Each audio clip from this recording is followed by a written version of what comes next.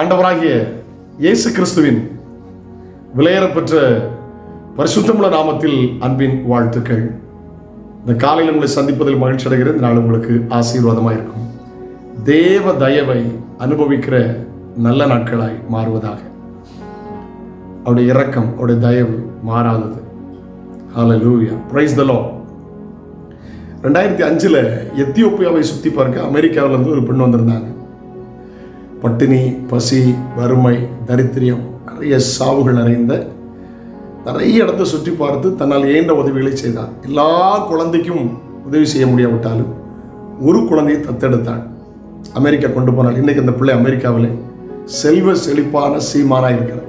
தன்னோடு பிறந்த தன்னுடைய சமுதாயம், ஊரை சார்ந்த மக்கள் பட்டினிலும் பசியிலும் வாடும்போது அவளுக்கு ஒரு பாக்கியம் கிடைத்தது. இவ்வளோ பெரிய பாக்கியம், ஆண்டவருக்கு ஸ்தோத்திரம். ஹல்லேலூயா. காரணம், அந்த எத்தியோப்பியாவை சுற்றி பார்க்க வந்த அந்த சமூக நல ஆர்வலர் அமெரிக்காவை சேர்ந்த பெண் கண்டிலே அவளுக்கு தயவு கிடைத்தது. ரொம்ப தோலும் எலும்பு தோலுமாக கிடந்த அந்த பிள்ளையை எடுத்துக்கொண்டு போய் வளர்த்து இன்னைக்கு ஆளாக்கி அமெரிக்க சிட்டிசனாய் மாற்றிவிட்டால் ஒரு புத்தகத்தில் வாசித்தேன்.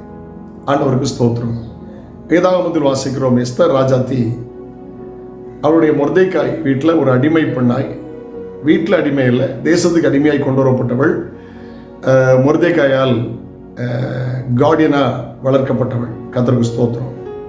ஆனால் பாருங்கள், 127 நாடுகளில் உள்ள பெண்களுக்கு ஆகாச ராஜா தயவு பாராட்டாமல் குறிப்பாக எஸ்தர் மேலே தயவு பாராட்டி 127 நாட்டுக்கு ராணியாக மாறினார். இப்படி ஆண்டவர் அப்படி தான். தேவ தயவு பெரியது. புறக்கணிக்கப்பட்டீங்களோ, வெறுக்கப்பட்டீங்களோ, ஒடுக்கப்பட்டீங்களோ, வறுமை, தரித்திரியம், சாபம் போன்ற காரியங்கள் உங்களை ஆட்டி படைத்ததோ, இயேசு கிறிஸ்து உலகத்தில் வந்த நோக்கம் என்ன தெரியுமா? தேவ தயவை வெளிப்படுத்த. ஹல்லேலூயா. தேவ தயவை வெளிப்படுத்த. நீங்க வாசிக்கலாம், ஒரு வசனத்தை வாசிக்க கேட்கலாம். நீ என் பார்வைக்கு அருமையா இருந்தபடி, நீ என் பார்வைக்கு அருமையானபடினால் கனம் பெற்றாய். நானும் உன்னை சிநேகித்தேன். ஏசாயா 43:4. ஆமாம். நீ என் பார்வைக்கு அருமையானபடினால் கனம் பெற்ற நானும் உன்னை சிநேகித்தேன். உலகம் உங்களை சிநேகிக்கலையோ, இயேசு உங்களை சிநேகிக்கிறவர், உங்களை வாழ வைக்கிறவர். அவன் எந்த மனுஷனையும் அவர் புறக்கணியாதவர். என்னிடத்தில் வருகிற ஒருவனையும் நான் புறம்பே தழுவதில்லை என்று அவர் சொல்லியிருக்கிறார். கர்த்தரை சிநேகிக்கிறவர். நீங்கள் ஆசீர்வாதமாக இருப்பீங்க. அந்த கர்த்தரை சார்ந்து கொள்ளுங்க. ஆமென். இயேசுவேன்னு சொல்லுங்க, இயேசுவை நம்புங்க, இயேசுவை விசுவாசிங்க, இயேசுவை ஆராதிங்க. நாட்கள் உங்களுக்கு ஆசீர்வாதமாக இருக்கும். உலகத்தில் எந்த மனுஷனை பிரகாசிக்கிற மெய்யான ஒளியே, ஆமென், அந்த ரட்சகராக இயேசு கிறிஸ்துவாகிய ஒளி.